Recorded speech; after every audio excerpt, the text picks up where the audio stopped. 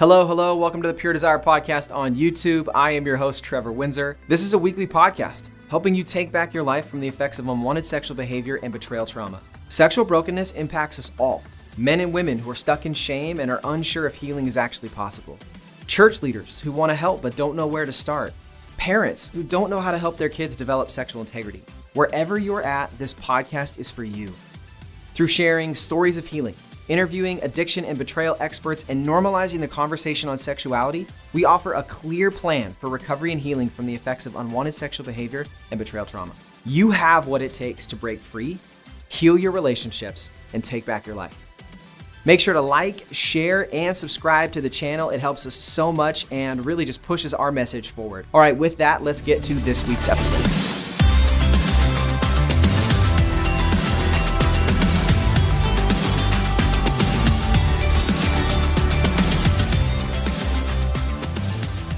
Okay, well, today we're very excited. We have a special guest. We called her our VIP guest. We tossed around the idea of a title for this episode many times. We were like, okay, behind the scenes, VIP, exclusive, because we feel so privileged to get to be here with Nick Stumbo's wife to get the other's perspective, right? Yeah. Women's Takeover, we hear Nick all the time talking about his story, you know, sprinkling it in. So Heather and I put our brains together of questions that we get a lot from women. And especially, you know, working in the groups department, I get calls from women who will say, my husband is the town pediatrician, or my husband is the sheriff, or my husband is something or other, something or another that's like prominent. And so they have this extra layer of shame and obstacles in getting healing, because they're thinking, okay, if my husband, who's the family doctor, is in a group for sex addicted men, how is that going to look for me and for him and our community? And people just don't know where to go. So we thought it'd be fun to interview you and just see not only your perspective as a betrayed spouse, but specifically a spouse of somebody who's in the light and shepherding other people, you know, as a pastor. So, thank you for joining us. You're welcome. I was going to make a joke about singing because Nick says he sings on all of his podcasts. Do it. Oh, that'd be so fun. But I couldn't think of anything to sing. I'm singing. So let's just jump in. So first off, just tell us a little bit about yourself and this other part, like how you became connected with Pure Desire. And again, we've heard that a lot from Nick's perspective. And so I'm excited to hear your answer. Well, I'm a second grade teacher and I have 4 kids, married to Nick, as you guys know. We spoke at Focus on the Family, and I've done a podcast here, but really Pure Desire came into our life because Nick struggled, and I heard that there was this guy, Ted Roberts, coming to our church denomination conference, and I was like, oh, they're talking about porn. Can I come? Because you really need help. So I showed up at that and was just curious, like, what are they going to say? And had no idea that they were going to say, hey, we know that, you know, this percentage of pastors struggle and we want to help you. And I was like, yes, wow, they want to help you, sign you up. So I actually was crying like next to him, like, oh my gosh, answer to my prayer. And what I didn't know is how much that whole process of going through Pure Desire was going to change my life, and like how much I needed it. Because I was like, I know you need it, but I had no idea like that I also needed it. Yeah, that's a good point you made, that there's a number of betrayed spouses that can be on either side of the fence of, I'm so hurt, I'm so broken, I need something. And then there's another, you know, side of it that, like me, like, well, you're the one that's addicted, so get help, then our problem will be solved. And we have no idea the layers of trauma and pain that come from that, especially if it's been years that you've been, you know, going through with your spouse. So it's important for betrayed spouses to get in group and process through that, even if they don't think they need it, because we don't want to carry any of that around. Yeah. And also all the tools that you get in the books and resources, like, gives you common language. So like you can use that common language and like discuss all of the things that need to be discussed, you know. There's a lot of things. And like figure out, like, I had no idea that there even was really trauma in my life, you know. Like, I had a pretty good life, and going through all this stuff, I'm like, oh my goodness, I have this, and just expressing to Nick, like, well, I don't feel heard, or Yeah. You know, Mhm.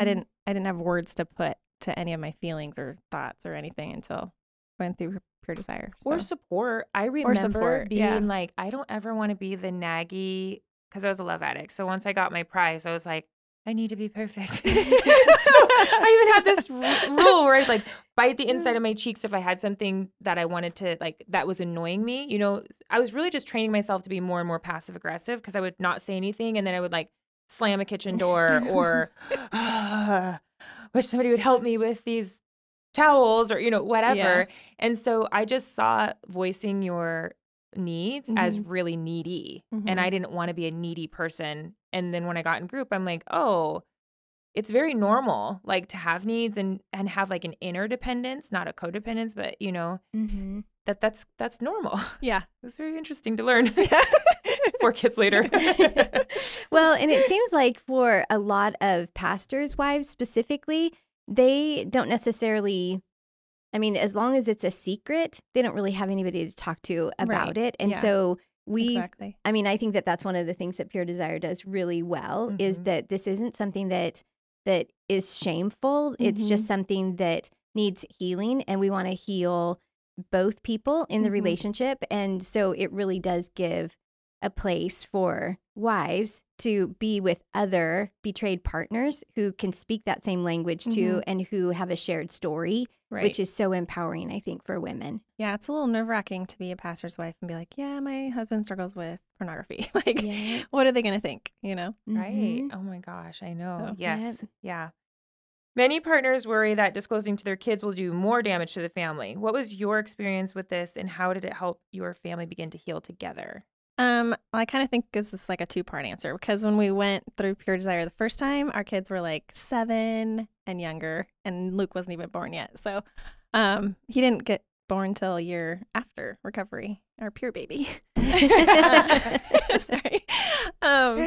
But I think with Alyssa, she was really the oldest. She's our oldest, Mhm. and she was the only one that ever asked a question like, why do we have to go to this group every week, you know, and are you guys okay? And we're like, yeah. And Nick actually had a really good answer. He's probably said it, but he told her, well, daddy hurt mommy, and so we're going to group to get help. And I think that was enough for her to just Yeah. be like, okay, you're not getting a Age divorce, or, appropriate. you know, Mhm. you're not mad at each other. Something bad's not going to happen. As the kids got older, we just continued to have a conversation and use our story to help guide those conversations. So Yeah. when the kids have questions about pornography or something their friends are asking or relationships, like, we can always kind of guide them back through either the tools we've used or through our story of disclosure to like help them see why it's important not to look at porn, or why, you know, we are saying what we're doing, not just like, don't do it because God says so. You know, like, here's the reasons, here's what it does to your brain, and here's how addictive it is, and here's what it can do to your marriage or your relationships. And then they've seen us processing all of that and dealing with all of that, and we've always like communicated really openly with them. So they know that it's truth. And Nick takes the kids out like when they're 12 and does like a bigger disclosure of like what his job is and what he's done and what our whole story is. And so I think that's really good. Like, you kind of, like, I don't feel like disclosure for us has been like, okay, we disclosed to the kids and now we're done. Like, they were little and then they got older, and so now here's another piece. And then like maybe when they're, you know, about to get married or something like that, there's another piece. Like, there's always a layer of disclosure, I feel like. And even like, so, and then another thing I think hopefully we've done well is like when the boys were little and you'd be like grocery shopping or shopping at Target, there's images everywhere, right? So like teaching them all the things like, well, we're going to bounce our eyes because we want you to only, you know, see your wife someday, and just teaching them those little things. And I've already kind of seen them, like when they're watching TV or playing a video game, like they're looking away and I'm like, what are you doing? And they're like, oh, there was a inappropriate thing, or, and I'm like, I'm so proud of you. Sometimes they're faster than their dad. But I've just seen that. And then like the boys especially, like they'll have a lot more questions than the girls related to like pornography and things. And I just, they come to me right now because they're younger, but like I think as they get older, they'll go more to their dad. But I can just always use my story like to help them say, well, this is, you know, why that's bad. And this is, I told Luke the other day, like, because he was worried about his friends, and some things they're doing. And I was like, well, he didn't want to like get in trouble for telling. And I was like, well, bud, this is like a drug. And if your friends were doing drugs, you'd want their parents to know, right? So, Yeah. I don't know. It's just been Yeah. a process. Yeah. Continued process. It's so good, I think. I mean, I think that there can never be like an over sharing. Do you know what I mean? Yeah. Or not taking opportunity to do that when your kids are little. Mm-hmm. I even remember in the grocery stores, especially, you know, when they'd have all the magazines or whatever. And sometimes I would turn them around, Me even too. when my kids were little.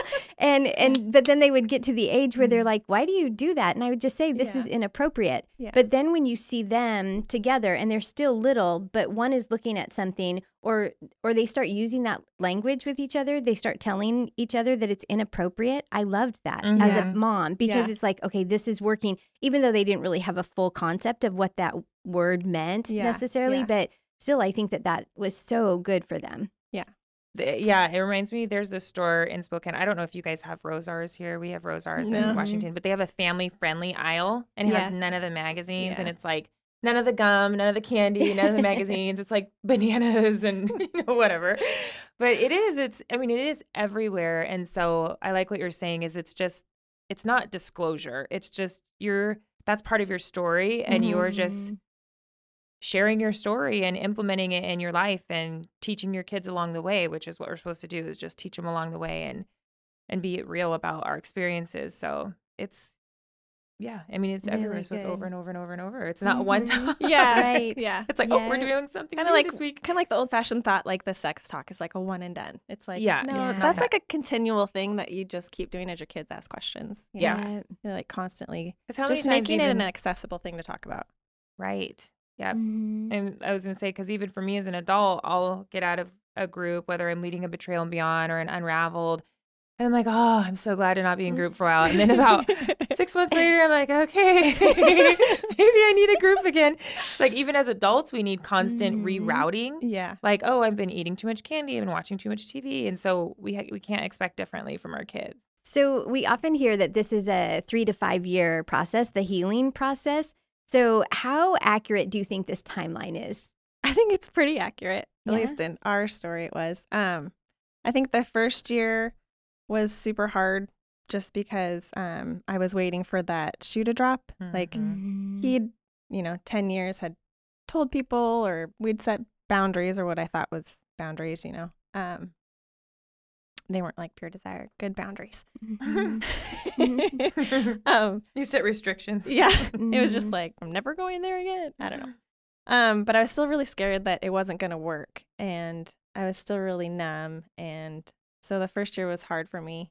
I think for both of us, because like he was seeing his, like all the things that he wasn't doing.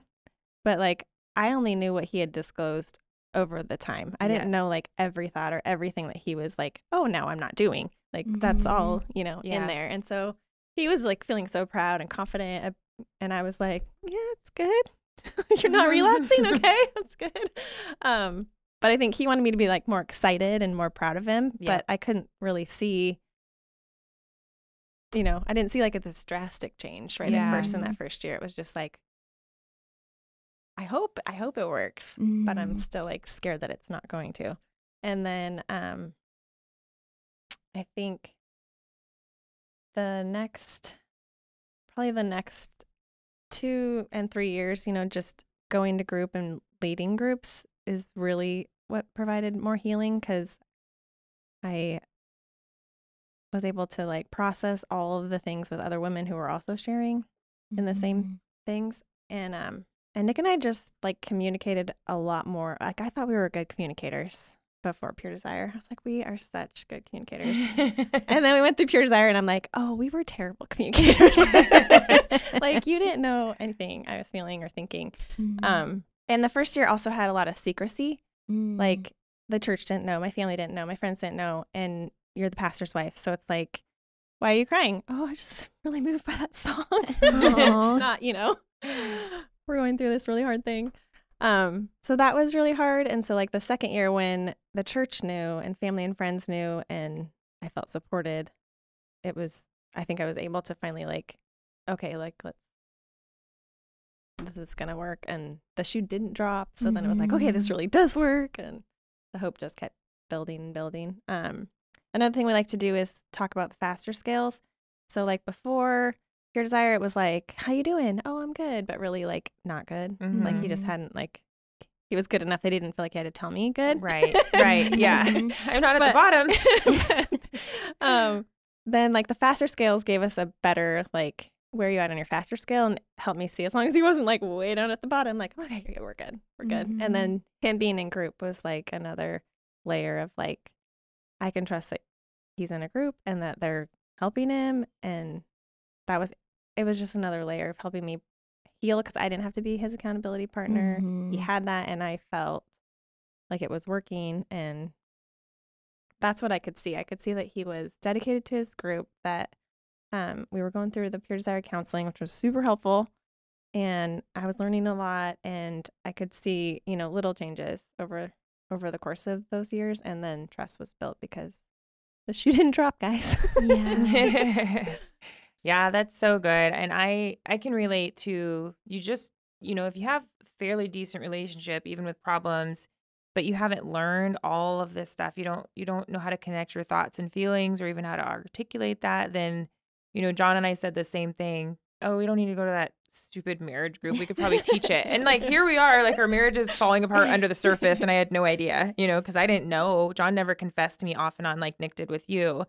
And our shoe did drop multiple times. Yeah. But there was like a net, there was a safety net of, okay, we know what to do. We have a group, we have these tools. And I so agree, like the way that you can see your addict spouse begin to get a little bit more in touch with why they do what they do, and their thoughts and their feelings, and being able to articulate more than I'm good or bad, or, just, I'm feeling a little anxious, and I, procrastinated at work, which gave me some anxiety. So then I came home and I was more angry with the kids. Like, to be able to see that level of awareness is so good. And you can kind of see the growth when that stuff starts happening, for sure. Well, and I think that it's also just so encouraging for women to hear this, because we get women in group that, they don't ever want it to go back to the same, but they really want to stop feeling the pain, and just to recognize that this is going to be a process for both people involved, and that if it takes you, even like you said, a year of just still like being cautious, but working on your own healing, that's okay. Yeah. And to just give yourself that time and that grace to go through whatever you need to go through to get to the other side of it, I think is so helpful. Yeah, because that sounds like a long time, but it's, I don't know, worth it. Yeah. It does sound like a long time. I remember thinking like, I am not going to be with you for 5 years feeling like this. But I will say that it starts to feel different even at like day 60 and day 90. And then you might have slumps, but you don't feel the same level of pain and hopelessness on day, year 5 that you do day 1. You do. It does change. So there's enough there. There's enough breadcrumbs to be like, oh, this is good. This is better. So yeah, well, you kind of touched on your not good boundaries that you had in place before Pure Desire. But one question that I wanted to ask you, because I get it a lot as the women's group director, is that the healing process, you put in boundaries. And so we kind of want to know, like, what were things that made you feel safe that you put in place? And the bigger question that I've been getting lately is, how do you know when you want to stretch them? Because I know Nick tells a story about him saying something. I don't remember if it was the phone or whatever. And he's like, and then her eyes got all big. And I was like, okay, never mind. I guess that boundary is not ready, to be stretched. But that's a question I get. Like, sometimes I get a question from the addict spouse, like, oh my gosh, am I really going to have to never go to the gym again forever? It's been 5 years, or it's been 3 years. Or when can I go to this place again? Or when can I have this? Or when can I be allowed on the internet? And then the betrayed spouse is saying, I'm not ready for that. And so kind of, okay, the crisis has healed, there's no acting out, but you have boundaries. When do you know to stretch them? And was that comfortable for you to have to stretch your boundaries? Or did you wait until you're like, I don't need that anymore, you can go do that again? Or, just like, what did that look like for you guys? Yeah, at first we had like a ton of boundaries, and mostly like he had made a list of like, here's the boundaries I've set for myself. And then, over time it's evolved in Pure Desire to like 3 circles and these other things. And the, I'm blanking on the name of the thing that they do, commitment to change each week, so things have been added in over time, but anything that was a trigger, anything like that I knew that he had done or gone to or whatever, like that was a trigger, like had a boundary, like for me, like, okay, can't do that, can't do that. And it was like really hard for him to like have those, like not at first, like when he was like, okay, I'm losing my marriage, I'll do anything. Right. Like then it was fine. But then when he felt, oh, I'm confident, I'm good. Like it's been a year, it's been 2 years. This is exactly the spot I'm talking about. Yeah. Yes. Like Keep he going. is so confident. And I'm like, why would we change them? They're working. Right. So now you're like at this. This is why you're doing so good. So let's This just is keep why the you're doing boundaries. so good. Yeah. Yeah.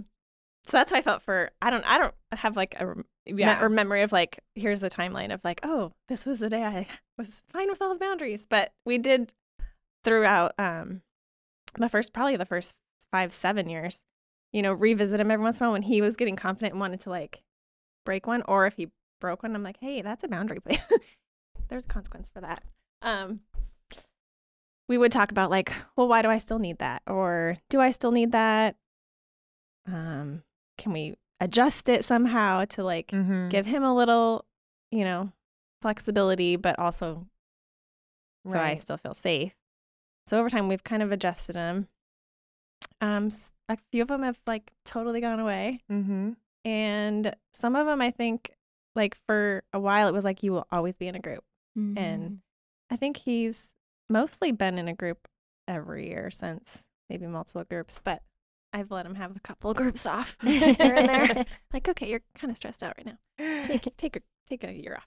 Take a month off. Yeah, that kind of is what, just that wrestling that you have to go through, because it's such complex work. It's not as clear as these are the boundaries and these are the things that make me feel safe when you have 2 spouses that seemingly are doing well, like you said, for maybe your 2 years and everything's been going great. And you're like, this is why, we can live in a cave the rest of our lives. It's totally fine. You don't ever have to go to the grocery store again. It's fine. You don't need a phone. You don't ever have to go to the gym. But then, this other person that's the struggler that's getting healthier and is like, I think I can stretch some areas. And like you said, some stay forever because it's just good marriage boundaries. Like it's just good things to have in place, around your marriage. But he had like a, what do you call it? Smart guy, dumb phone or something. Dumb phone, smart guy. I don't remember what he called it. But for forever, and like finally, I don't remember what year, maybe it's year 7. He was like, do you think I can have a smartphone? And I was like, I don't know. I don't know if you can handle that. But I was like, yeah, you probably can. So yeah, I remember over that time. conversation too. The last dumb phone I ordered, John, was like, I had to get it off eBay and I felt like I was black market, like, where do I get a phone with no internet? And, and then our example was when he wanted to go to the gym. And that's where I had to, at first, year like 1 and 2, I was like, absolutely not. And he's a firefighter. I've told his story. He gets paid an hour a day to go work out. So it's really important that he stays fit. And I'm like, well, find a man gym. Like, find whatever they have for men that's like curves. There's nothing. So I'm like, okay, shoot. So I was just like, no, I'm not ready for that. And then I think it was like year 3, he asked again. He's like, but the way he asked was so different too. It was like, when we get home, can we have a conversation about the gym? It wasn't in a tense moment, where I was like, that's a red flag. So then we just put boundaries in, like, okay, I think I'm ready, but I had to, like you said, ask myself the questions, what is this boundary for? And that's when I realized this boundary is, him going to the gym has never been a place like where he relapses, Video games always lead to relapse. I hate those things. But the gym hasn't. It could be a trigger, like, because he sees women in workout clothes. But that was more about even me. Like, I don't want him seeing other women thinking they're prettier, they're more in shape, because I'm like this dowdy housewife right now, like soft everywhere still. But I didn't want him to go and see those prettier women. And so then I was like, okay, this really is more about my insecurities, and he can see pretty women anywhere. Yeah. Especially when you live near a beach. So the gym is not going to be the thing that saves him. And maybe having exercise each day would actually help his mental health better because he gets depressed in the winter because they're so long. And So that was kind of my moment where I was like, okay, I think I'm okay with stretching this boundary. But if we're in a fight, you can't walk out the door and be like, I'm going to the gym, because that has been used before. Yeah. Like, so that if you're on your way home, you can't say, and I'm expecting you because we have 4 kids, Yeah. you can't say, oh, I'm going to stop at the gym first. Like, if I know you're going to be home at 5:30, I have it timed out. Like, I know you have to come home. And then the other thing was like, sometimes you go 2 a day. And I'm like, we're parents of 4 kids. You don't get 2 a days. I mean, you don't get to go in the morning and evening. Yeah. What? Yeah. That makes me feel like not only just suspicious, but also selfish, Yeah. So we have a lot of things to do. And so now he's able to go. I mean, we don't have a gym in our new town, but he was able to go, and I was able to feel fine about it. And then I think I might have even gone with him a couple times just to like see. And then I was like, I don't really want to do this anymore.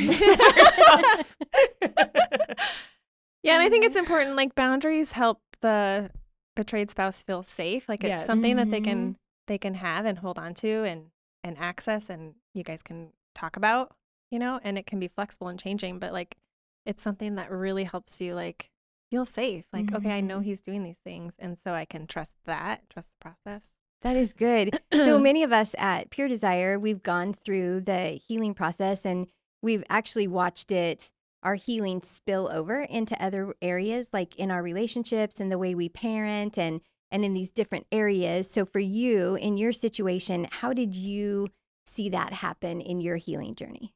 Our oldest is like really strong-willed, and I don't have the best relationship with my mom. And so it's always kind of been a fear, like, oh my goodness, my daughters aren't going to love me. like we're not going to be friends when we're older because, I don't know, I'm going to mess up. And she's really strong-willed, and so we get into heated arguments, because she has to have the last word to be right. And I feel like she's 18 now, and this has been since she's 2, guys. 2 to 18. So hold on. But I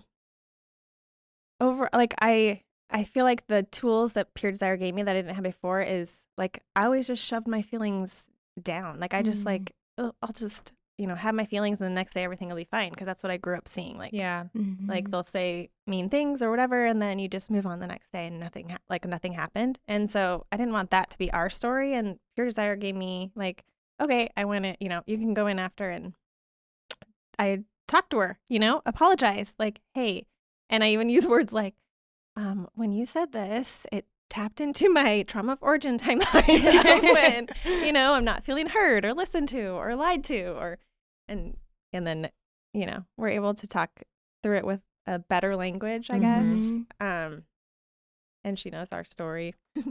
And she even, like, just last night, she was being her awesome teenage self. And then she came in later, and she's like, oh, I'm sorry I said that, Mom. I know you're going through a lot too.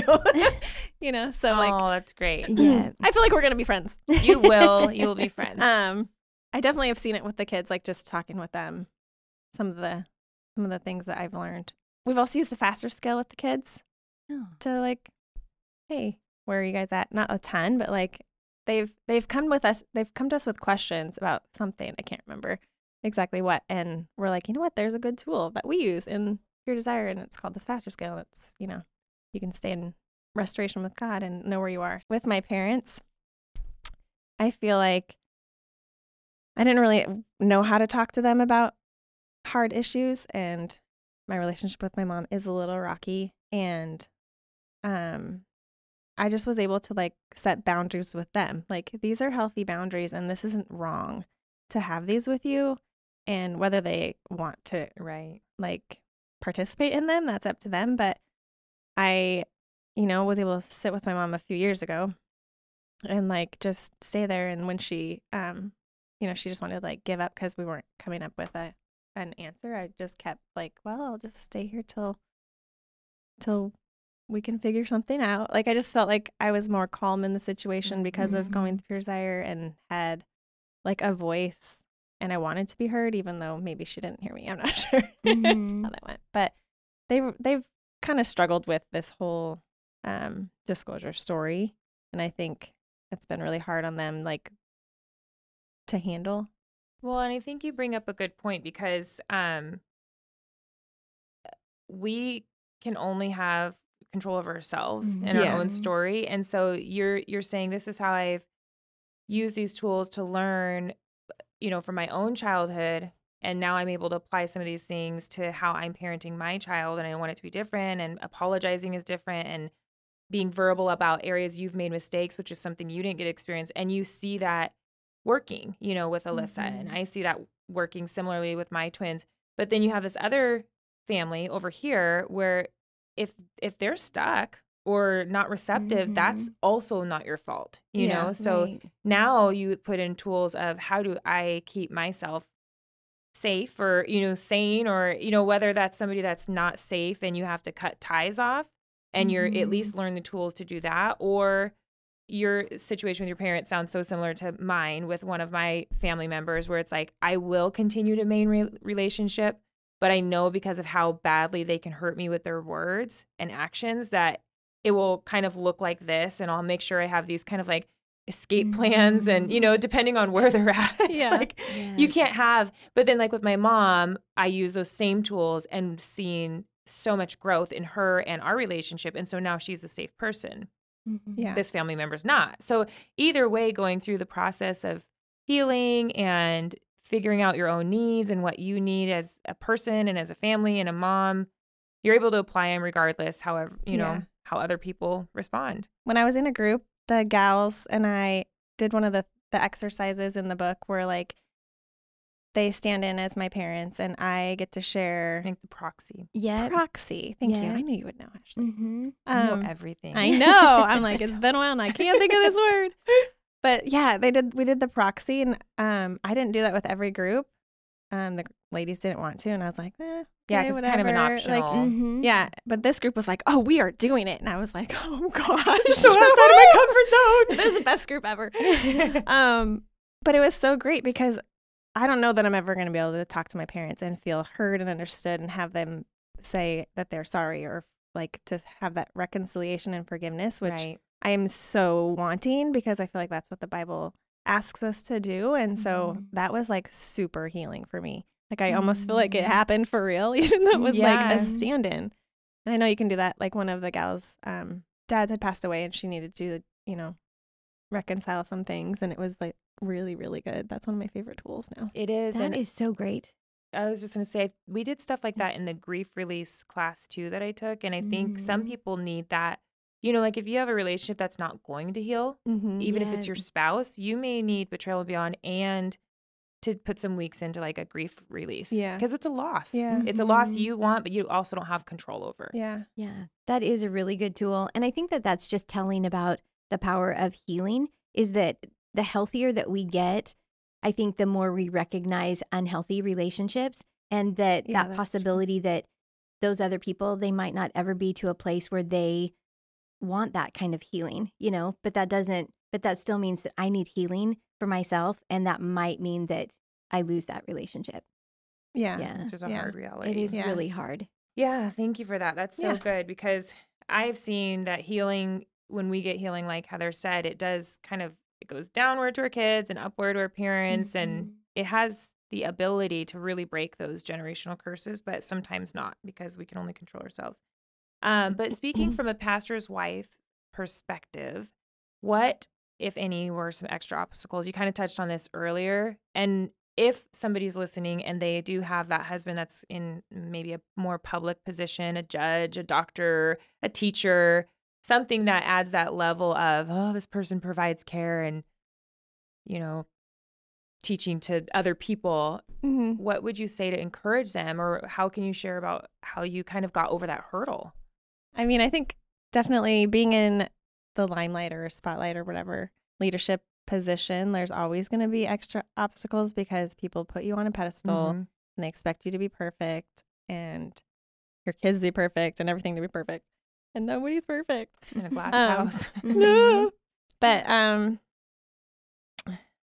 I think it was just being so alone before Pure Desire. Like when your husband's in a position of leadership, like you don't want them to lose their job, right? So you can't tell anybody. And he had told, people in the church, the elders knew, and his senior pastor before he became senior pastor knew. And but like nobody I knew, you know, like I couldn't tell anybody. So it was just like this, it was just this really depressing, alone space to be in. Like I didn't have a friend I could tell because like all my friends were in the church. I didn't have anybody like not in the church or, you know, just like a random friend in Idaho. Like you do now. Like Marco. There wasn't Marco Polo. There wasn't back Marco then. Polo. Nothing. Our church was so good and gracious. Like when we disclosed, it was like, whoa. Like I remember that day feeling like this whole burden, even though like I was super scared that like there would be a mass exodus or like all my friends would like no longer be my friends because they couldn't believe that, you know, Nick had this addiction, or I don't know, you just like think the worst. Like what if they think he's like creepy or something, you know? Like what if they don't know? But that's not what happened. And so it was just like this burden of like I'm not alone anymore. Like people know. And so like if I'm having a hard day, I can be like, here's why, or right, whatever. And then the groups we started in our church were like my friends, and it was like now I have friends and we can go through this together. And so that was like super helpful for me. it's hard to get past that first hurdle of like getting into a group or going to counseling. But then once you're there, especially with group, because there's so many people, you have all these different stories. And it's like, well, my husband, you know, he had an affair with an 18-year-old, or there's all these different stories that make, or my husband had an affair with another man, that we all have these like different stories we're coming from. But once you're to group, it's like this breath of fresh air of, oh, okay, we're all sounding very similar, even though our stories are different, you know, that our pain and the way that we feel is very similar. And that I think quickly heals, like creates a bond. Some of my good friends were in my first group too, but it's hard to get over that mental hurdle of I'm going to join group and they're going to know everything. They're going to know everything. They're going to judge me. What if I see somebody I know? And it's like, well, if you see somebody you know, they're there too. You know, like just try it, you know, but people came up and they were like, we're glad it's you, which was a weird thing to hear. They're like, we're glad it's you. And I was like, what do you mean by that? But it was like, because they knew us, like they knew the people we were just in all the other areas of our life. And they knew Nick as a pastor. And they were like, if this worked for you, then maybe there's hope. Or like, if you struggled with this and I, you know, then, and I struggle with it, like, and you got help, like this is gonna work. You're pretty, and if your husband someone did say porn, that. I have got that before. Like, but you're pretty because only people who have ugly wives look at porn. Not true. Not true. It's not about you. You did not make them look at porn. They did it before, probably. You even came in the picture. I think I've said this before, like to people, like, okay, you preach the gospel and then you preach your desire. Like those are the two things. Like 1, 2.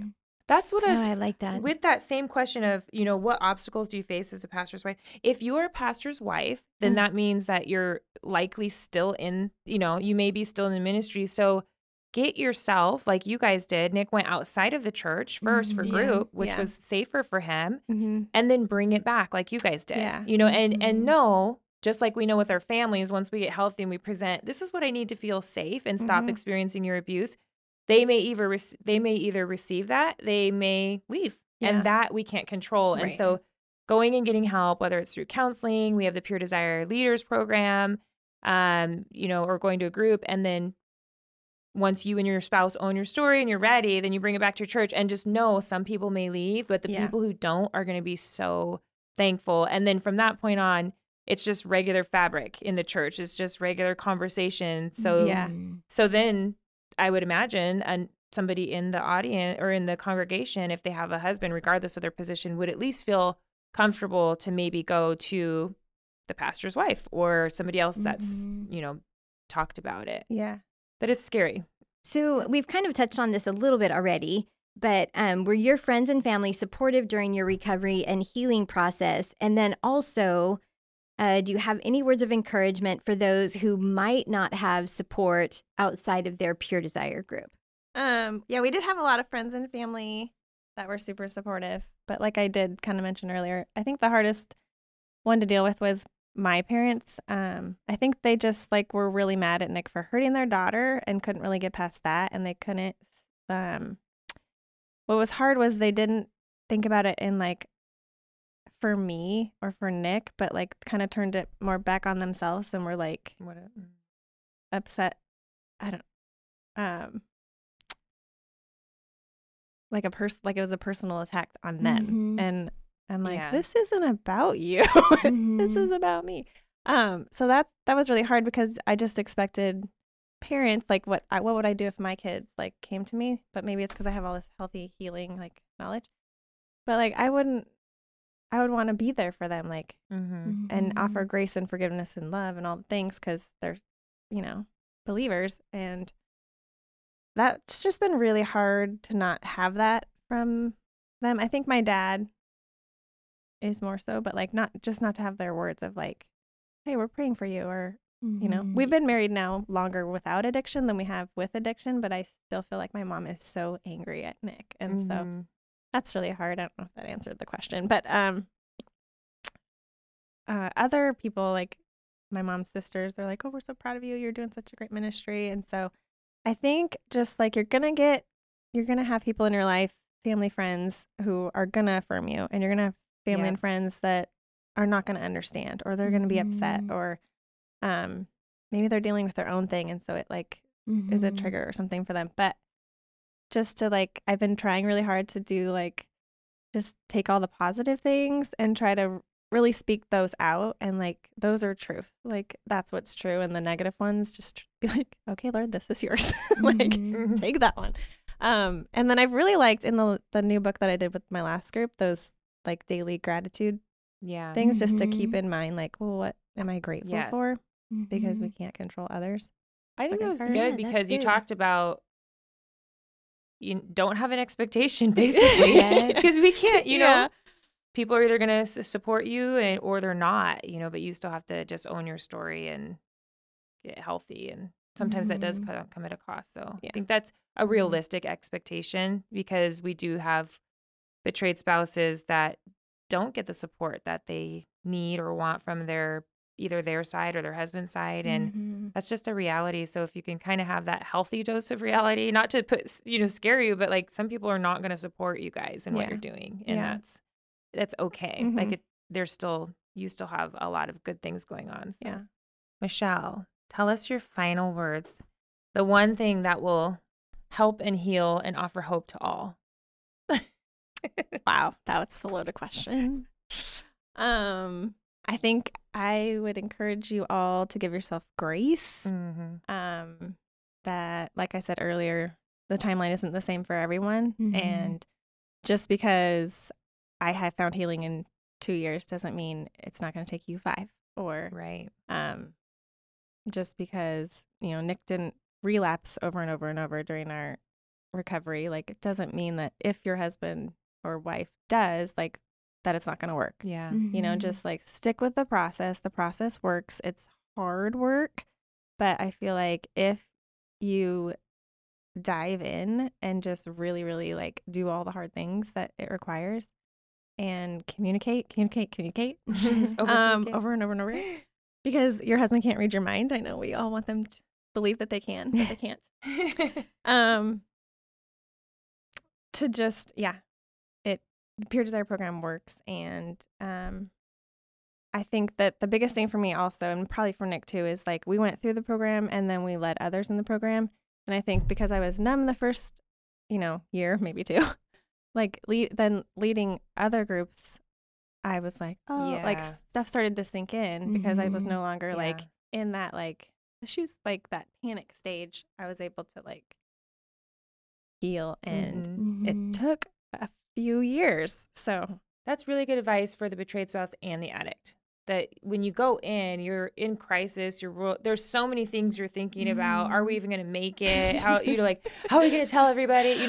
By year 2 or 3. What if it doesn't work? Right. So that's why we say you have to do it a few times and get some traction, and then lead others, because it's a different level of, I really want to help these women have hope. So I also need to put in place. It keeps you going when maybe you're at the point where you're like, okay, I don't want to do this anymore. Yeah. And so leading others is a really great way to do that too. Yeah, I was kind of at that point like, oh, I think I'm done leading groups. And then the women all come to you like, you've done this. Like, do you want to lead a group? And I'm like, oh, okay. And like, it was the best group I've ever had. Yeah. I was like, oh, thank you, Lord. It was like the refresh I needed, Yeah. So. Yeah. Well, and the more you go through it seems like every time that I go through a group, I learn something new. Yeah. Even though I already know the material and I know what's coming. And you I'm write a lot of the material. Well, but we're also. So good. Who said that? Oh, it was me. No, but we're at a different place. You Yeah, know what I mean? yeah. And so it seems like every time that you go through it, you're at this different level of healing, and it's just still so good and so refreshing. Mm-hmm. Yeah, because and life changes, right? Yeah. Like, there's always maybe something that can happen, or that you need to have people that know this kind of stuff that you can work through it with. So I think it was like the first I went through for the betrayal trauma, and then I went through the group for myself for my own love, sex, and relationship issues. I went back to betrayal, and it was more working through anger because I had teenagers your Maddie's age. And then, and then I went through an unraveled again, led that, and now I'm back in betrayal and beyond. And currently it's helped me through this last year of all the trauma and stress I've had. And so it's been helping me address my living and speeding up, living in a life where trauma comes at you, whether you want it or not, and then also just trying to reduce stress. And so each year it's been that onion, Yeah. And then I'll be like, I don't want to do a group anymore. And then 4 months later, I'm like eating all the tacos and ice cream and watching all the Netflix shows. I'm like, maybe I should be a group. Okay. Well, Michelle, we obviously love having you here so much. We're so glad you took part of the day off to be with us even, and came and, shared your perspective. And I'm sure it was really encouraging for people. I'm sure there's a pastor's wife out there listening, or a judge's wife, or somebody else who has some awesome husband in a public job. That's like, I'm not alone. She can do it. I can do it. You're not alone. Yeah. So thank you. You're welcome.